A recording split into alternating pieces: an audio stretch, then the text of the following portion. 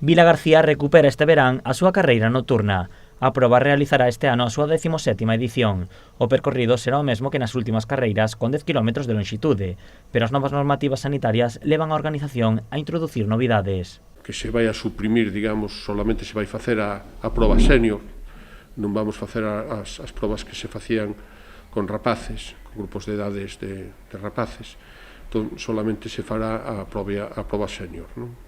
E esa proba tamén está condicionada por o tema tamén COVID, que non se vai facer unha saída masiva, sino que en grupos de 9 corredores cada 20 segundos. A carreira ten este ano un límite de 200 participantes. As inscripcións xa se pecharon ás poucas horas de abrirse. As quendas partirán segundo o tempo de media que teñan os competidores nas probas de 10 km. Os que peor tempo teñan sairán nas primeiras quendas. Establecimos facelo en grupos de 9, de forma que serían 22 saídas.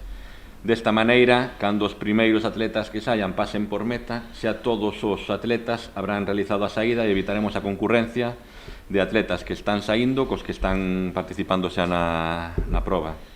Ademais de ter esa saída controlada durante de 9 atletas cada 20 segundos, tamén o protocolo establece que os primeiros 50 metros da proba os atletas non se poden adiantar.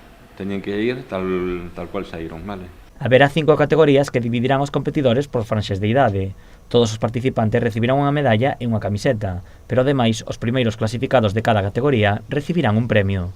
Levan trofeo os 3 primeiros masculino e femenino absoluto, así como os 3 primeiros de cada unha das categorías. Estes premios non son acumulativos. E logo tamén habría premios para os 3 primeiros locais masculino e femenino e o atleta máis veterano, tanto masculino como femenina. A celebración da carreira levará ao peche de rúas para o tráfico en Vilagarcía a partir das 9:15 da tarde. Agás a Avenida da Mariña, que estará pechada dende as 6 da tarde. A previsión é que se restableza o tráfico preto das 11:15 da noite.